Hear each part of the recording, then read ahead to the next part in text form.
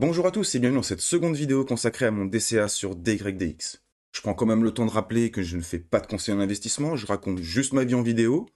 Mais avant que la vidéo commence, je rappelle que je suis développeur d'indicateurs et de stratégies de trading, notamment des stratégies dites automatisées. Automatisées dans le sens où c'est elles qui vont dire quand entrer en position et quand sortir de position. Ensuite, vous faites vos propres choix. Et automatisées dans le sens où elles vont vous créer un backtest. Par exemple, ici, on peut voir que sur DYDX, on a une performance quand même relativement intéressante, avec un win rate de 75% et un drawdown de moins 20% environ. La ligne bleue qu'on voit en dessous, ça c'est le buy and hold. Pour ceux qui ont envie de s'essayer aux stratégies automatisées, je propose bien évidemment des essais gratuits. N'hésitez pas à me contacter, vous retrouverez tous les liens en description de la vidéo. On ne perd pas plus de temps, c'est parti. Donc dans la dernière vidéo, on avait identifié cette distribution bleue qui donne naissance à une accumulation jaune.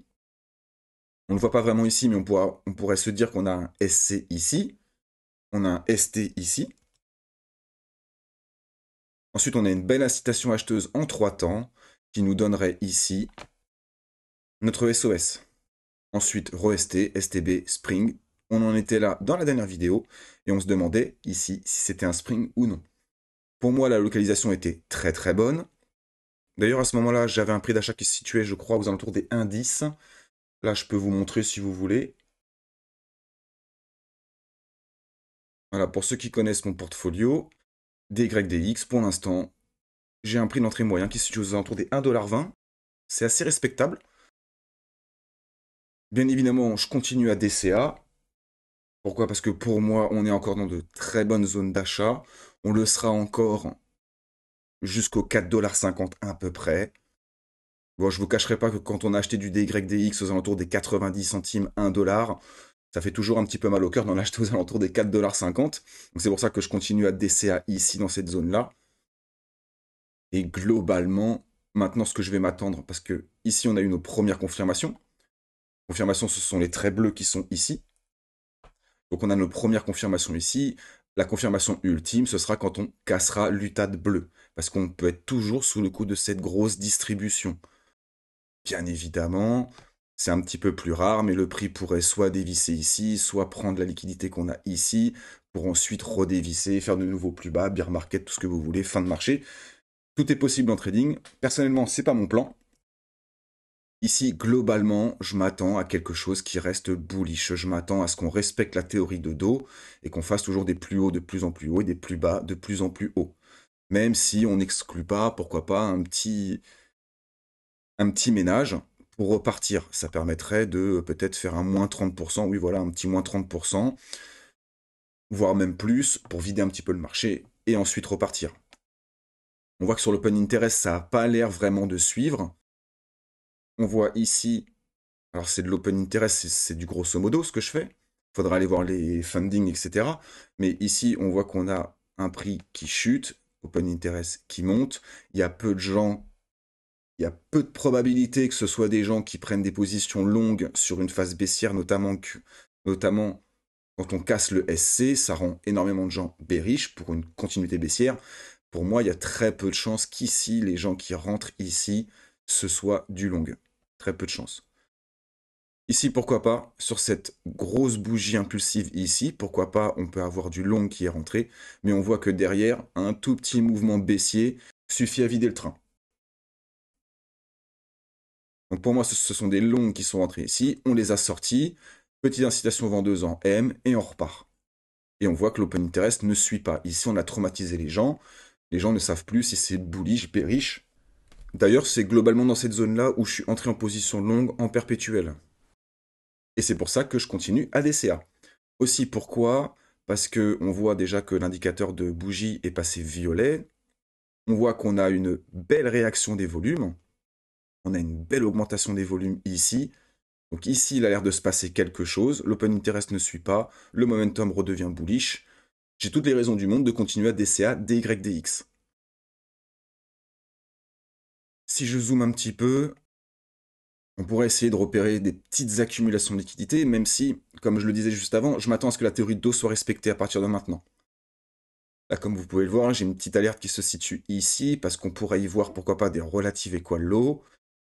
Ici, on commence à faire un petit peu de gribouillis. Ça me choquerait pas que dans ce coin-là, aux alentours des 1,80, oui, pourquoi pas, peut-être même 1,90, on décharge un petit peu, on repasse sous cette trendline ici.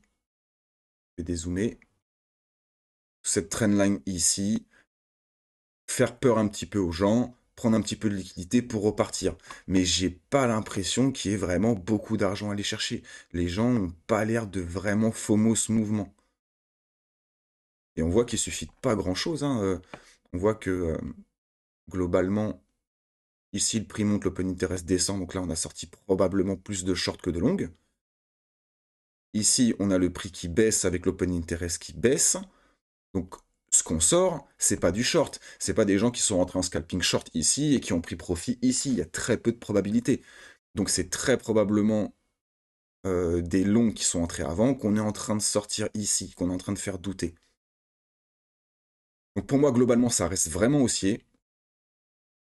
Ça m'étonnerait pas qu'on ait sinon, ça m'étonnerait pas qu'on ait une réaction de liquidité aux alentours de ce niveau-là. Il y a probablement un paquet de liquidités à venir chercher ici. Ça pourrait créer un petit dump pour pouvoir repartir. On serait toujours dans la théorie de dos. Donc le prix reviendrait ici, prendrait la liquidité. On ferait une petite correction, même peut-être même un petit peu plus profonde. Et ensuite, on repartirait. Globalement, sur le long terme, ensuite, ce que je vais attendre sur des YDX, bah, c'est pourquoi pas qu'on vienne casser le SOS, qu'on pump un petit peu, pourquoi pas même venir gratter un peu de liquidité ici, tout en... Faudrait que je continue mon dessin, mais on pourrait très bien avoir quelque chose comme ça, où on viendrait prendre la liquidité intermédiaire ici, tout en gardant ce plus haut. C'est pas ça que je voulais faire. En gardant ce plus haut ici, faire une petite incitation vendeuse, revenir dans ce bloc ici, donc le dernier sell avant le buy, faire un test ici. Là, ici, je vais m'attendre à un test. Incitation vendeuse assez violente, et ensuite repartir, pourquoi pas. C'est quelque chose qui arrive très souvent. Par exemple, RSR que j'ai fait il y a quelques jours, c'est exactement ce qu'on a eu. Donc ici, on sera toujours dans de bonnes zones d'achat, et l'idée, ce serait d'aller target très probablement un nouvel ATH. Je vais essayer de le rappeler à chaque fois. Méfiez-vous, beaucoup de projets crypto ne feront pas de nouveaux ATH. Bien évidemment, on prend profit sur la montée. C'est pas parce qu'il y a de fortes probabilités qu'un token fasse un nouvel ATH qu'on ne prend pas profit avant. On n'est pas là pour se faire bananer par le marché. Beaucoup de gens vont attendre de nouveaux ATH sur leur crypto préféré, parce qu'au cycle précédent, ils ont énormément performé. Ne vous faites pas avoir, prenez profit sur la montée. Pour l'instant, c'est beaucoup trop tôt pour imaginer des targets de profit, mais en tout cas, on peut raisonnablement se dire qu'ici, cette liquidité qu'il y a ici, on pourrait très bien prendre profit puisque on pourrait avoir une réaction de liquidité. On pourrait prendre profit, pourquoi pas sur le SOS, parce que pareil, on pourrait avoir une réaction de liquidité. L'idée, c'est pas de sortir à 50% de sa position, mais c'est prendre de petits profits pour sécuriser sa position. Et ensuite, on laisse tourner le reste. Bien évidemment, c'est pas un conseil d'investissement, c'est juste ma vision des choses. C'est à vous de créer votre propre plan. D'ailleurs, c'est pour ça que dans mon journal de DCA que je propose sur Notion, ce que je vais vous demander de faire, c'est de faire un plan de DCA. Par exemple, ici, j'ai des exemples ici. Par exemple, ça c'est un exemple complètement fictif, mais j'ai acheté par exemple du flux à 0,5 centimes, j'ai 2000 tokens à vendre, et ben je vais les vendre par palier, et ça va me donner un résultat net estimé, une performance moyenne estimée. Vous devez vous créer un plan de trading. Et surtout, il est préférable de faire son plan de trading maintenant, à froid, et pas dans l'euphorie du moment. Voilà, je vais pas faire trop long, je pense que c'était suffisamment complet comme ça. Si vous êtes encore là pendant la vidéo, écrivez journal de DCA en commentaire, et je prendrai un commentaire au hasard et je lui offrirai un journal de DCA. Vous connaissez le dicton, faites attention à vous sur les marchés, je vous dis à la prochaine, ciao.